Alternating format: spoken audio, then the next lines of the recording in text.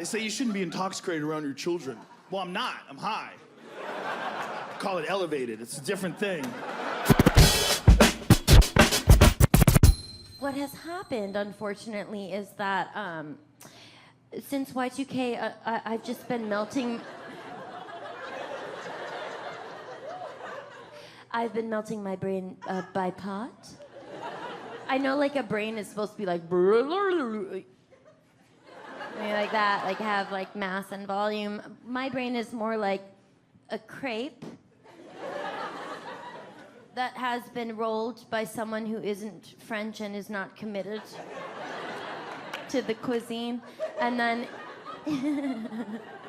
and then inside of the crepe is just one like naked wiggling worm that's like getting really tired and like doesn't know how it ended up there in like that bad sleeping bag, and it's just like, oh, mother. And then I imagine my brain like the bathhouse in Spirited Away, like like it's like a thought comes in or like something to discuss, and it's like a token that pops down in front of the worm's face, and the worm's like, modern art? Oh shit, man. And then in life I'm like, Jackson Pollock put jizz on his paintings. Jackson Pollock, starring Ed Harris, put jizz on paintings. And then someone's like, get out of the Guggenheim! And I'm like, Guggenheim? I thought this was the aquarium. You guys fucked yourself by calling them your museum the Goo Goo Goo Goo. That museum is fun because you're like, whoa! I think the most high I've ever been in public is a tie for first place. Okay, there's the first time I did MDMA, Molly. And the other time was when I went and saw the Tupac hologram at Coachella. So the first time I did Molly, it was like 10 years ago. I went to this comedy festival. And I bought a bunch of those little Molly pills. And I went to see a comedy show. And I was with my buddy Carl. I gave him a pill. I took a pill. And we felt like $1 million, right? Serotonin machine gun going off in my brain. And I felt so good that I turned to my friend and I go, dude, if we eat like 4 or 5 more of these little guys, we'll feel 4 or 5 times as good, my man. That's basic math, bro. So we fucking wolfed down a bunch more. What a fucking mistake. Because then my eyeballs started working independently like a chameleon. I was like, like David Attenborough from Planet Earth started narrating my thoughts. Like, this asshole has taken more drugs than he can handle. And now his heart will do a Slipknot drum solo. My eyes were doing like Diplo air horn sound. So I fucking panicked. I ran outside. My heart's beating out of my chest, right? And I'm like, I'm gonna have to go to the fucking hospital. I'm having a meltdown. And I go, no, I got it. I'll make myself throw up. Or we call it pulling the trigger. You know what I mean? Or at least that's what we called it in ballet class. I don't know what you guys call it, but. So I run outside, and I'm fucking slamming my finger in the back of my throat. The problem was I had so much MDMA coursing through my veins, it wasn't making me throw up. It just felt like I was hitting a hidden G-spot in the back of my throat, and my uvula was like a giant clitoris. So I was just like,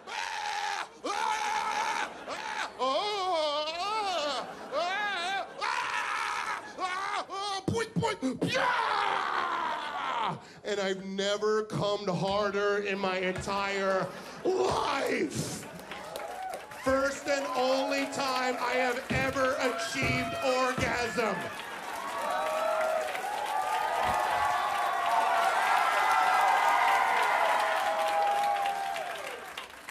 Thank you.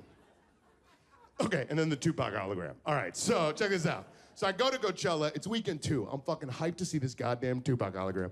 And it's so whack, but I'm like caught up. I'm like, oh yeah, I can't wait to see this like Grand Theft Auto 4 era CGI Tupac.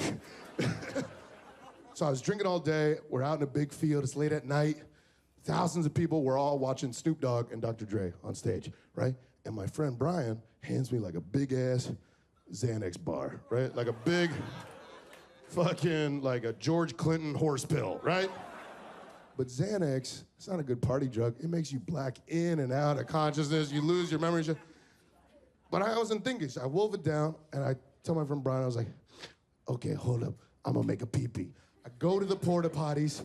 I come back. My brain must have hit a Xanax black hole because my friend Brian was like, dude, where the fuck have you been? And I go, what are you talking about? He's like, bro, you've been gone for like 45 minutes. The Tupac hologram came and fucking went.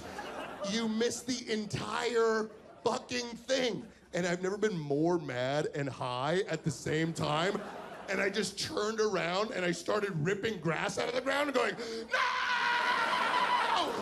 Why? And it was during the most mellow Snoop Dogg song of his entire set. So Snoop Dogg's on stage like S-N-O-O-P, Snoop-a-loop, Snoop, poop, poop-a-scoop, doop-a-doop-a-dee-doop. And one by one, a sea of 1,000 people just look back at me going, bury me alive!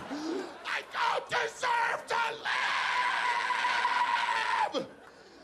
Then I just overhear this dude rolling a blunt behind me, look back and go, well, I guess everybody enjoys Snoop Dogg differently.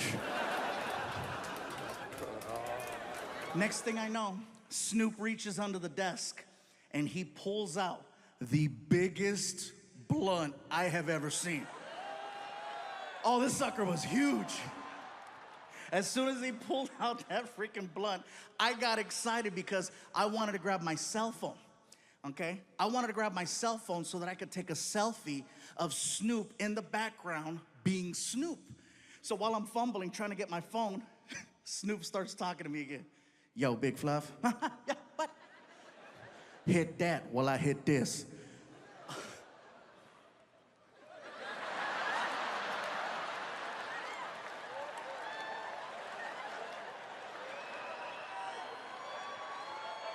The second I went like that, all of the cameras in the room, red light, red light, red light, red light, red light. My publicist is like, no! My son is like, yeah! And now I'm being faced, bro, I'm being faced with a serious situation because, you know, I've talked about friends participating in doing stuff like this, but I've never openly talked about myself, you know. And now I realize that from this moment forward, people are gonna know what happened here with Snoop. So I started trying to find ways to justify it to myself. You know, if you're gonna do something like this on camera, you want it to be with Snoop. You want it to be with Snoop, Cheech and Chong, or Willie Nelson.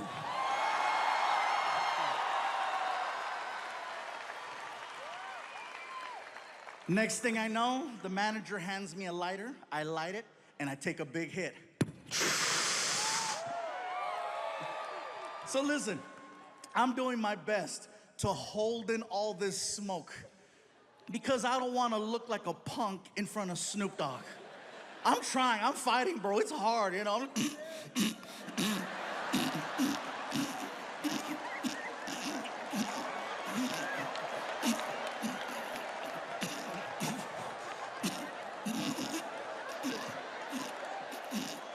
The whole time Snoop is like, hell yeah. That's what I'm saying. Fluffy going puffy today.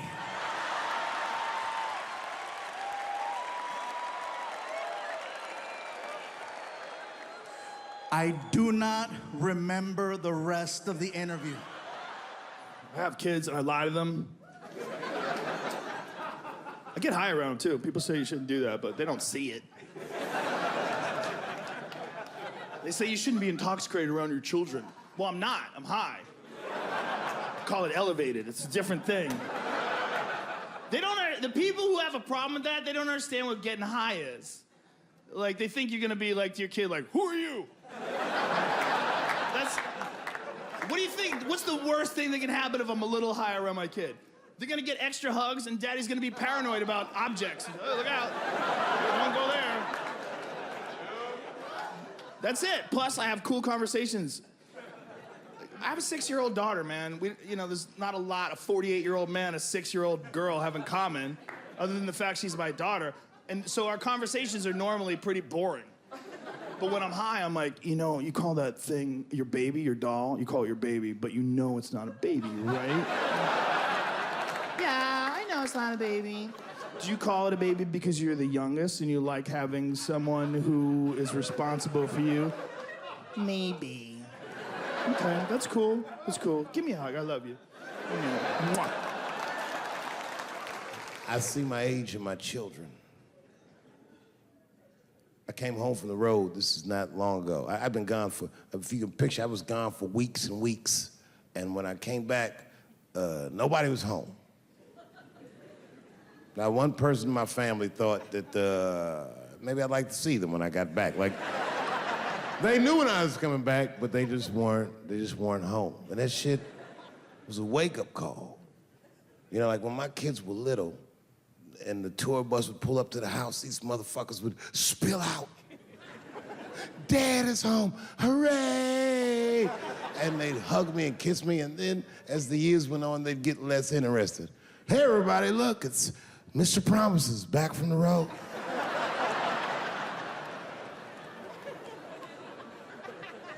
But an empty house, that's some cold shit. And I went into my oldest son's room. I was like, hello, hello. He was gone. And I'd never done this to him before, but for some reason I just did it. I just looked through his shit. Just to see who this motherfucker was becoming. And I found these notebooks and I started going through the notebooks and it was all this wonderful poetry in them. Written in his handwriting. I didn't even know this nigga wrote poems. And then I looked through his drawers and I opened up his middle drawer and I found this rolling paper. And I looked down at them papers like, oh, that's where that poetry's coming from.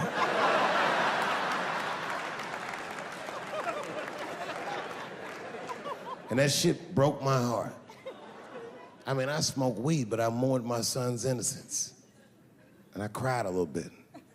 And I took his papers upstairs to my room. Rolled some weed that I'd hid from the family. And I got really high. And then I got paranoid, so I put his papers back how I found them. So he wouldn't know what I was up to. This nigga won't even know that happened until he sees the special. Yeah, nigga, I found your papers. He's a cold motherfucker. Let me tell you, this kid is only 16 years old. Listen to what he did to me. This motherfucker calls me up in the middle of the night. It was 1 o'clock in the morning. He goes, Dad, don't be mad. I knew something was terribly wrong. I said, what's going on? He said, listen, I'm fine. And don't forget, you told me to do this. I'm at a party, and my designated driver had too much to drink. And me and my friends need you to come pick us up. I said, Jesus Christ, it's 1 o'clock in the morning, nigga. I am shit-faced.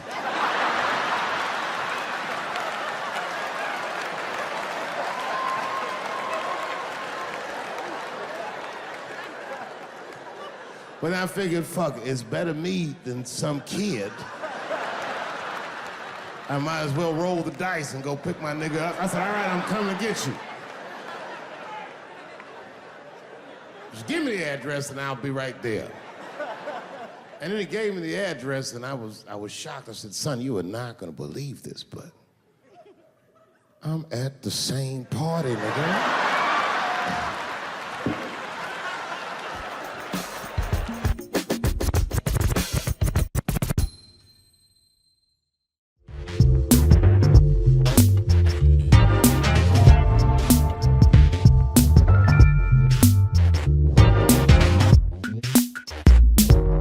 Occasionally, we're privileged to examine the craft of one of the acknowledged leaders of a generation.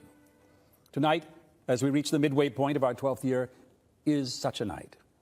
Our guest has made us look at ourselves and laugh at ourselves in an array of films from Robin Hood Men in Tights to Getting In, The Nutty Professor, Con Air, Half-Baked, You've Got Mail, Blue Streak, and Undercover Brother.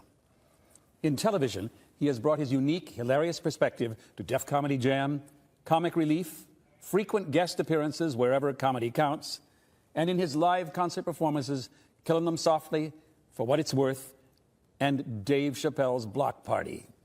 The groundbreaking show that bears his name has been honored with Emmy and Image Award nominations and broken every record for DVD sales of a television show. The Actors Studio is very proud to welcome Dave Chappelle.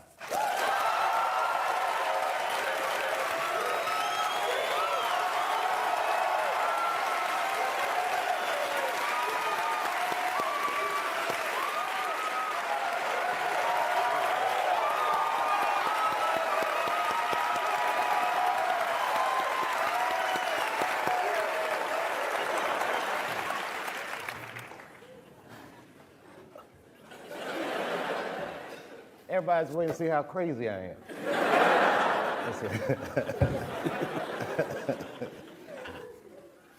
Huh?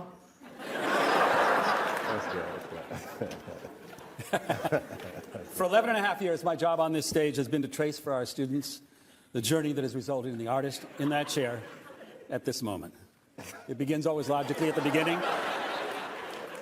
I'm sorry for What laughing. you didn't know is that I'm really funny. He appreciates me. Sometimes you don't. He does. Oh. Where were you born, Dave? Washington, D.C. What's your father's name? William David Chappelle. And your mother's? Yvonne Reed Chappelle. What were they doing in Washington when you were born? How did you happen to be there? I have no idea. I know sex was involved. And then somehow, no, I'm just kidding.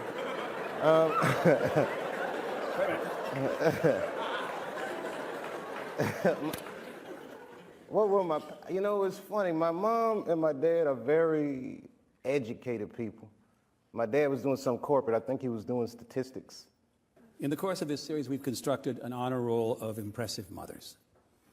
My research has indicated to me that your mother belongs in that number. She's gonna love this.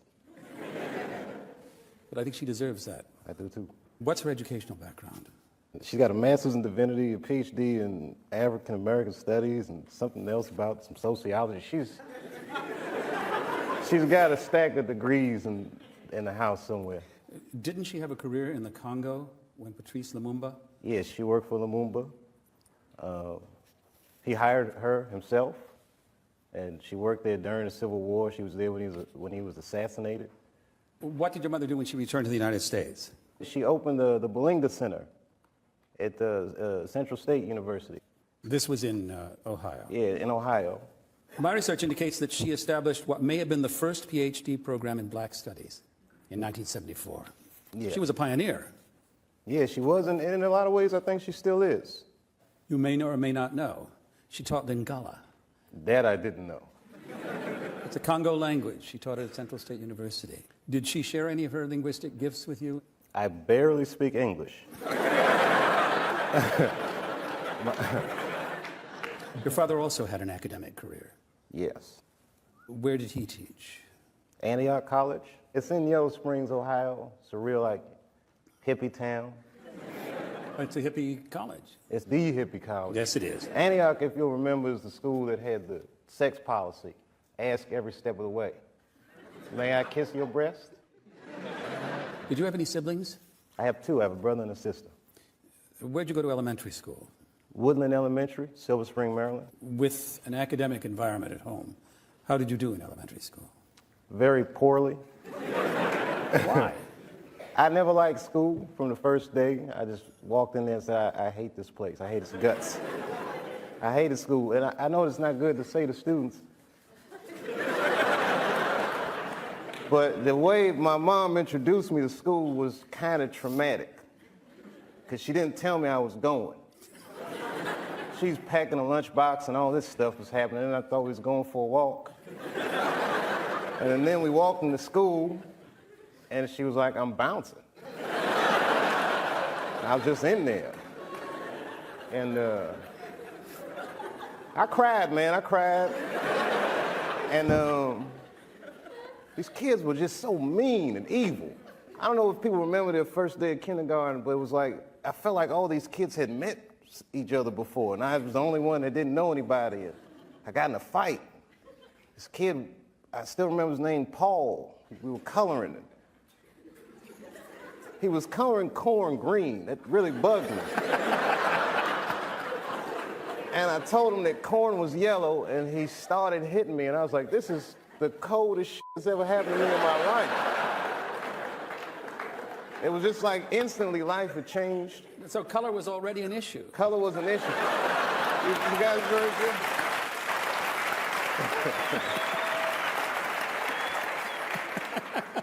Did television play a role in your life when you were a kid? I watched an incredible amount of television. Before I could tell time from a clock, I would tell it from a television. That I could turn on the TV and say, oh, this is on, it's 7:30.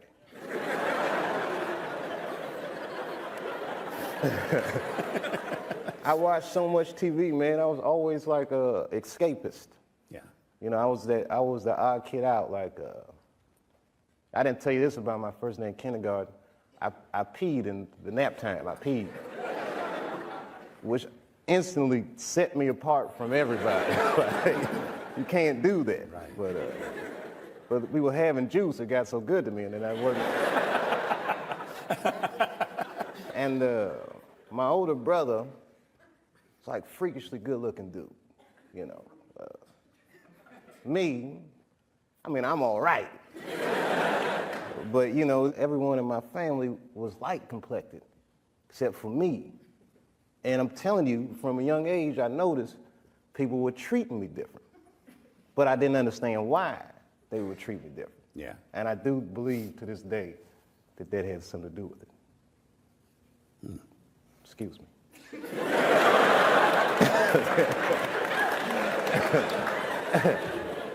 One of the things you're not allowed to do on this show is to fake tears. All right, I'm sorry. This is inside the actor's studio. We don't fake tears here.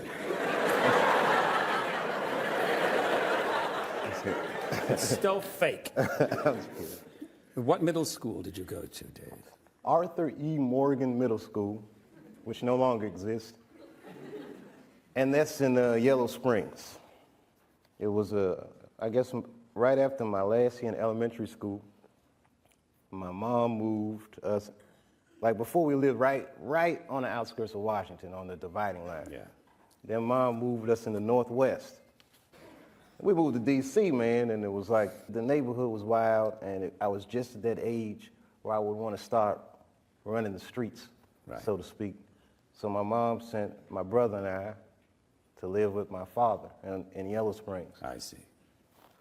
4,500 people. Maybe now there's like 3,700 people in that town. So. And all of them slightly different from the rest of the United States. Yeah.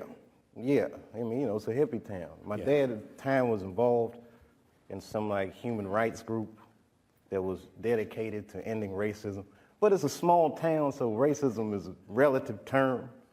Hating black people would mean I hate like 25 people in this town. You know what I mean?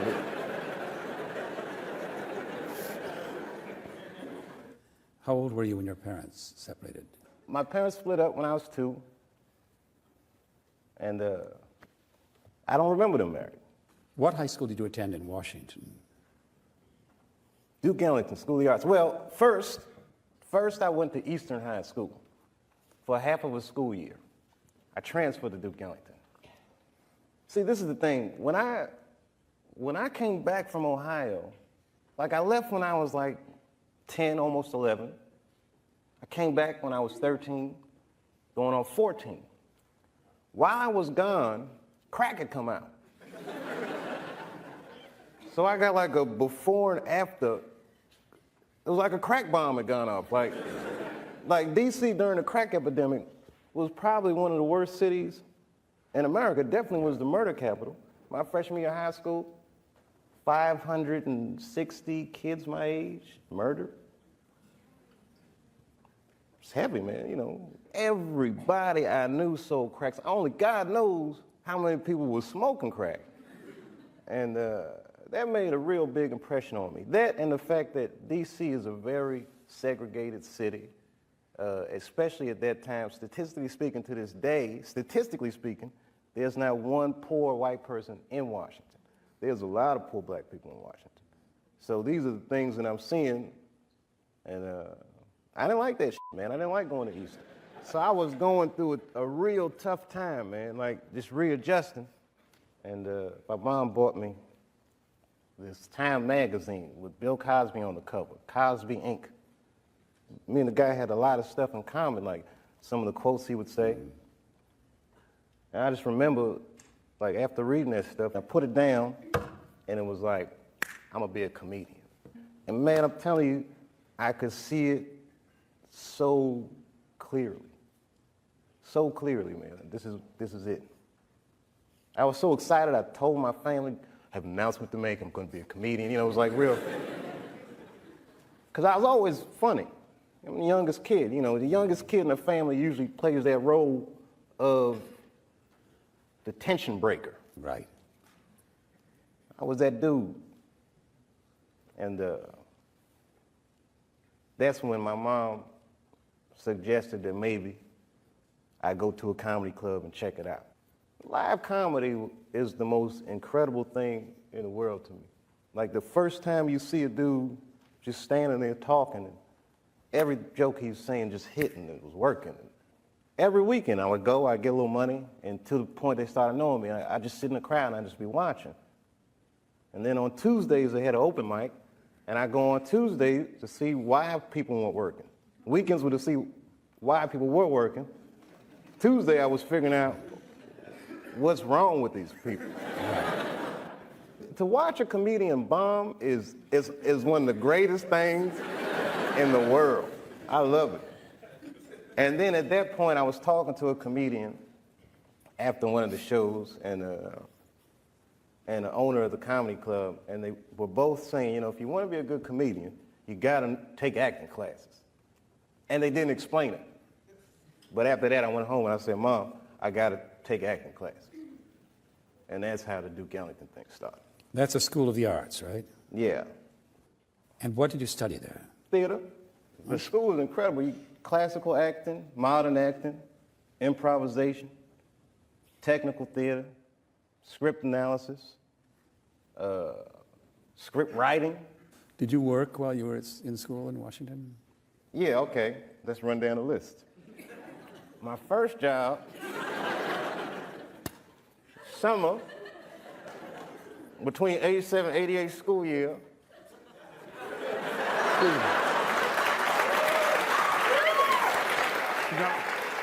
This is a tradition. The first person in the 11 and a half years of this series who ever smoked on stage was Sean Penn, and the students applauded him then.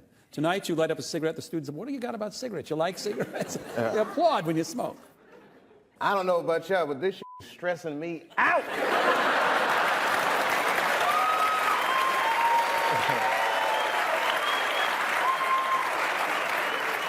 I feel like I'm confessing and stuff. Does everything feel like I'm on trial in this? Tell me about that thing. I mean, you know, I don't know. I was a child and talk so wild, Mr. Lipton.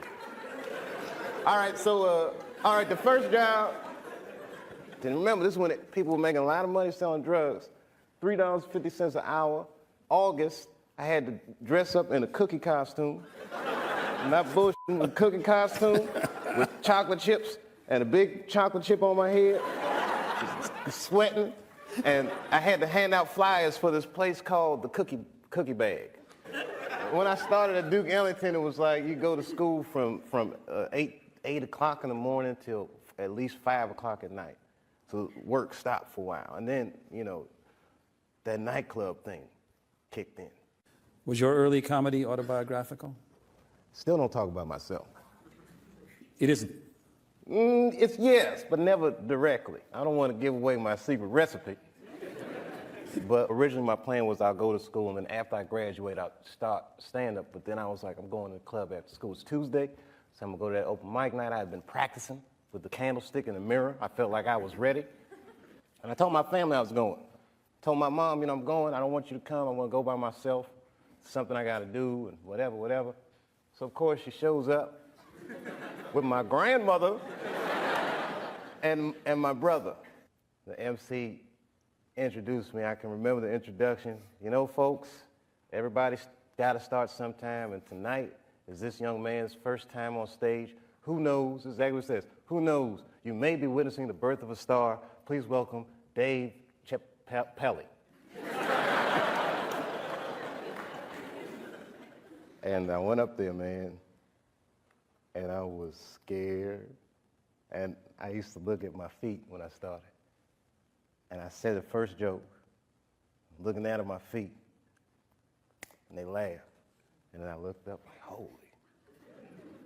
And then I looked back down at my feet and said, no. And after the set, you know, the crowd was going crazy.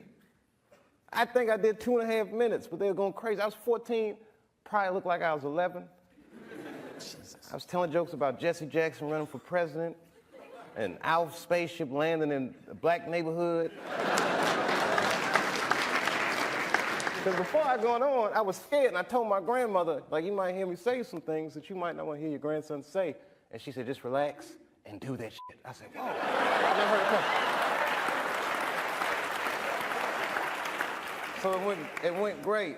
And then here's the kicker. So then I go to school the next day, you know, feeling like $1 million.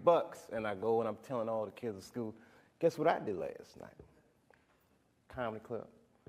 Ripped, the crowd was going crazy, you know. And you know what they said? Cool. And it was the beginning of a dual life. By day, I was Clark Kent. And at night, I was Superman. You know, pretty girl in school might look at me and be like, oh, Dave, he's so funny, but I wouldn't date him. But at night, I'd date women your mother's age if I wanted. Did you move to New York to do some stuff? Yeah. I said, I'm going to go to that Apollo and rip that mug. I went for the regular Wednesday amateur night. When I say I got booed off stage, God. I still remember that boo. I'd never been booed off stage before, but I just remember looking out and seeing like everybody booing, everybody. Even old people. I was like, who boos a child pursuing his dreams? Like, this is the meanest crowd in the world. And that siren went off, and that dude comes out tap dancing. Sandman. Sandman. I wanted to choke the shit out. I hate you. I was like, and that was the best thing that ever happened to me. Why? Best thing, because before that time, I had never bombed, let alone got booed off stage. And bombing was horrifying. Nobody wants to bomb. Nobody, you know, when people say you do comedy, what happens if nobody laughs? I don't know. So that night was liberating because I failed so far beyond my wildest nightmares of failing that it was like, hey, they're all booing. My friends are here watching, my mom. This is not that bad.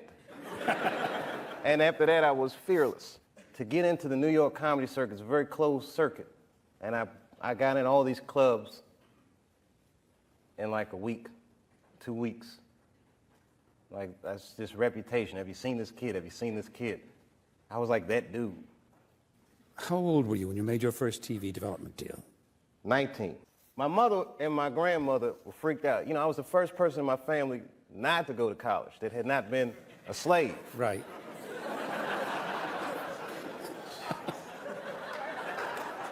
So I was really breaking from tradition. And it was like a graduation lunch we were having, and they had my dad come and talk to me, and my dad takes me outside, and he's like, listen, and this is some advice that applies to all you acting students. He says, to be an actor is a lonely life. Everybody wants to make it, and you might not make it. And I said to my dad, well, that depends on what making it is, Dad. He was a smart-ass kid. Yeah. It depends on what making it is, Dad. He says, what do you mean? I said, well, you're a teacher. I said, if I could make a teacher salary doing comedy, I think that's better than being a teacher. And he started laughing.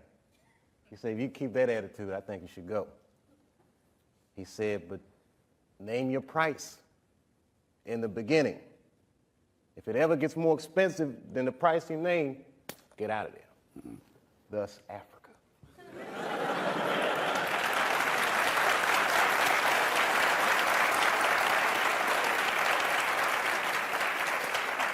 Oh, man. Yeah, oh, you guys are gonna learn a lot tonight. What can they learn? You know, like you guys are students now, so you're idealists, but you don't know about where art and corporate interests meet yet. Just prepare to have your heart broken. Like, in a way, you see him laughing, that evil laugh?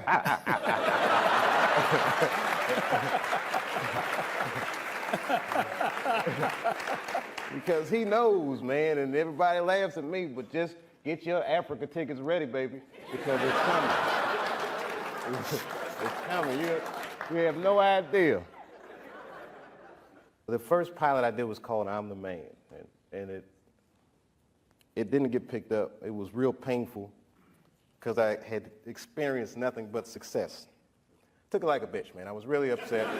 And that's when I started smoking that weed, man. It just made me feel better, man. I'm not trying to tell kids to do that. As a matter of fact, I wouldn't tell anybody to do it, but that's how I dealt with my problems. And at the time, it was working out great, baby. I was smoking that weed. I'm just being real, you know. You know what I mean? Like, a lot of white kids, you got things accessible to you like therapy.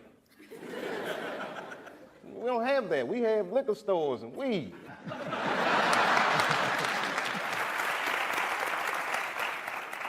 You've called The Nutty Professor one of your favorite film assignments.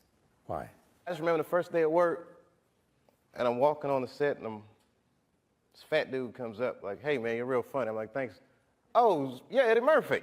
He had that makeup on, and he knew my jokes. He started telling obscure jokes I did, like he knew them. And every day we would do takes, man. I mean, somewhere this footage exists. And when they say cut, I mean, those extras would be cheering. I mean, it was like me and Eddie we would dance. And Eddie would drop these jewels on me, you know, when we're working. He's a real wise dude. Seen a lot of Eddie Murphy. And he was the guy that was like, you got to start writing. He was like, the way you tell jokes, you think in pictures, and you can write. You should start doing it. And that was the big Nutty Professor breakthrough. In The Nutty Professor, Dave plays a severely manic comic named Reggie Warrington, who uses his comic skills to humiliate Eddie Murphy as the hapless Sherman Klump.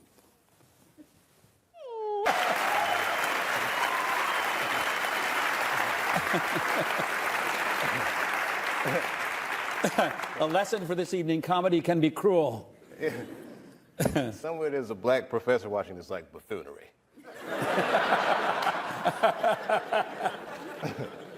But that made me laugh seeing that, because I remember when I said who's titties land, and Eddie was like doing the Sherman, and he was drinking, and then I said it, and the water shot out of his nose. And he said, I'm sorry, I wasn't expecting that. And that was the best feeling, like, to make Eddie Murphy break characters was very, to this day, man, forget the Emmy nomination, that was the best. Who wrote Half Baked?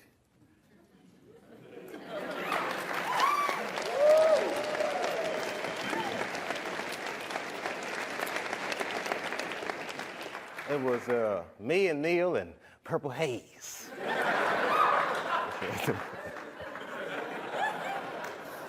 Tell us about that writing process.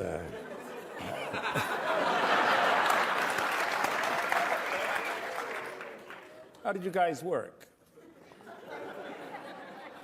I can't remember. I was high, man. I was high. The night before we had these series of pitch meetings, we were like, man, we don't have a story. And at the time, you know, I drank a little beer, so we drank some beer. Neil doesn't smoke weed. I smoke me some weed. And suddenly, we had this story, this weird story about killing a police horse and needing to raise money. And it was really weird the way it happened, man. But it was really inspired, Half-Baked. I liked smoking weed so much that I thought I should make a movie about this. And it was inspired, man. It was like, you know, it was inspired. When that script came out, me and Neil, we were hot as a pistol for a week. The script was way better than the movie. Yeah. Yeah, that script was dope.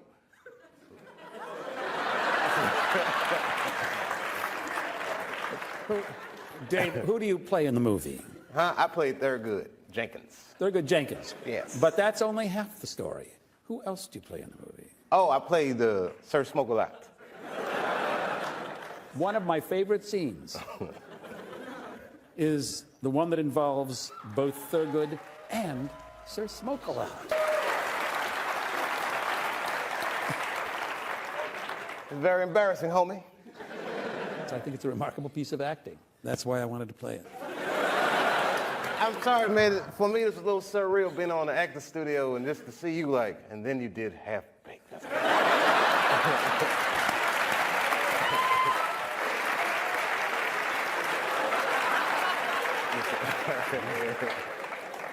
When Martin Lawrence was in that chair, we talked about Blue Streak. I love that dude. He played a role in your life, I believe. How do you feel about him as a person, as an artist? Martin Lawrence is the guy that showed everybody you can make it from D.C. to Hollywood.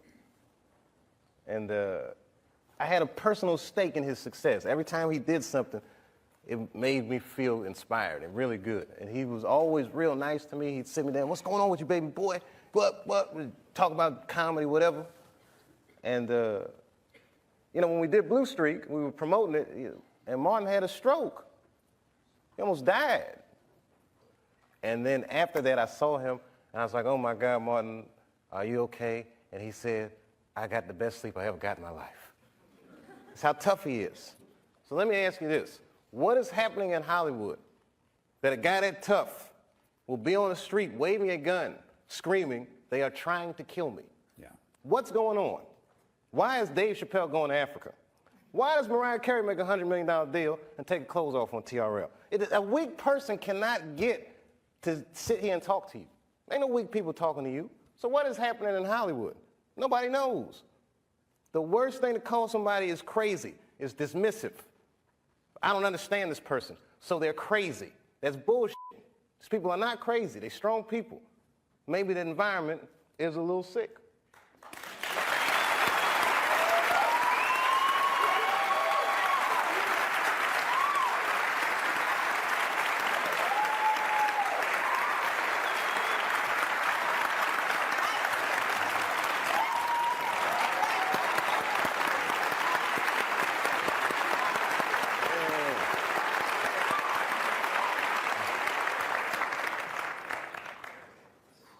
Oh, I'm dropping dimes tonight.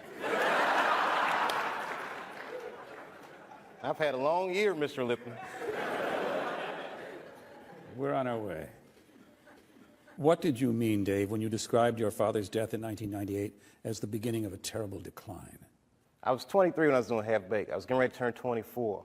And I was going through all the things that a dude goes through when it goes from one level to the next. I was starring in a movie that I wrote. So things start getting crazy around you. Yeah. And my 24th birthday was coming on August the 24th, and I said, this is going to be a big one. And the morning that I turned 24, phone rang,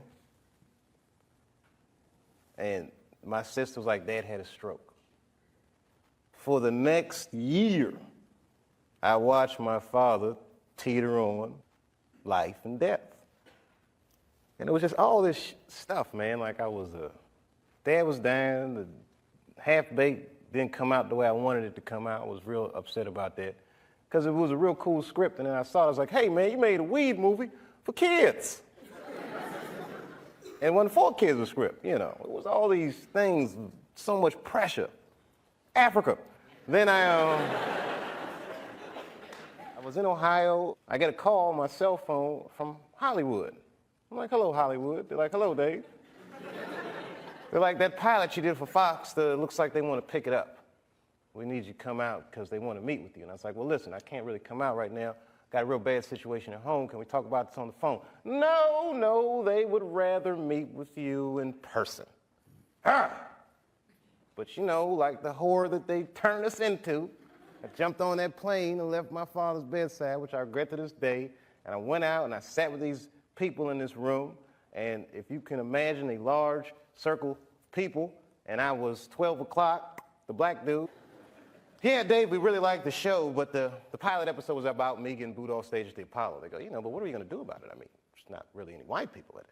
So, well, it's about the Apollo. It's not really white. Well, you know, we were thinking about the girl on the show. We didn't think she was that funny, not that good looking. I think we should recast her, maybe. And they start using terms like universal appeal. Basically saying they want me to recast a girl with a white woman. I said, yeah, I don't think I can do this, and I quit. On the cover of Variety, Chappelle pulls the race card. The race card. And I get calls from Newsweek, 60 Minutes. Everybody, we want your story.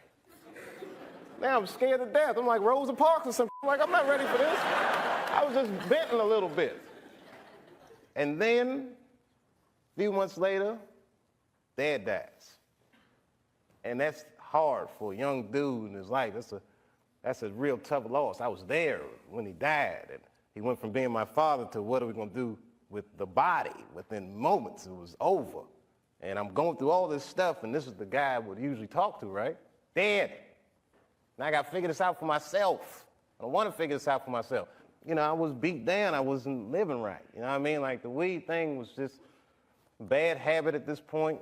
And you know what I mean? All these, you know, chicken head girls you mess with when it comes with the territory. I'm just being real. Just being real. Just wasn't living right, man. I didn't feel good. And the stand-up stuff was just some angry stuff. It was just like I was kind of bottoming out. But when my dad died, because I've been commuting back and forth to Ohio so much, that's when I bought the farm, which I called the you Hollywood farm. Did you stay in Yellow Springs for a while? I live there to this day. I live there to this day. I'm raising my kids there. Look, man, at that point in your life, it's something so real in contrast to what Hollywood is, a very powerful illusion. And when your dad died, it kind of just broke the spell. Like, oh, this is bullshit. Look, I've been spending so much time doing this. What about my family? What about my friends? Wait, whatever happened to my friends? Damn, I don't even have any friends. Ugh. So I bounced, man.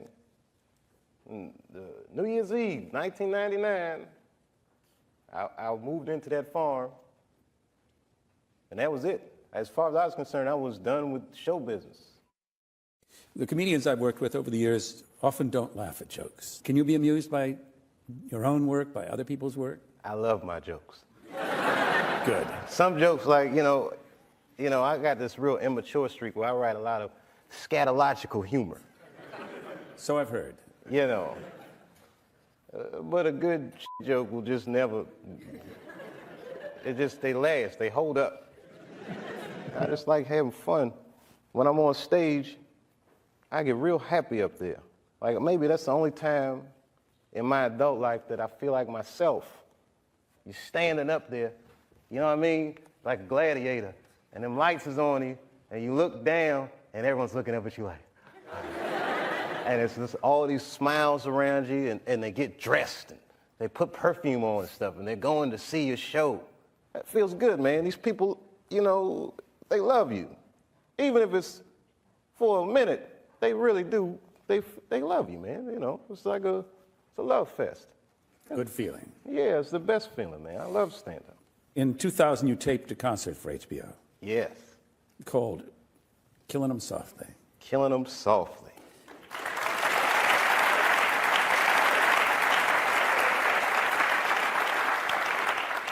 To borrow a comedian's term of art, Dave killed in that concert.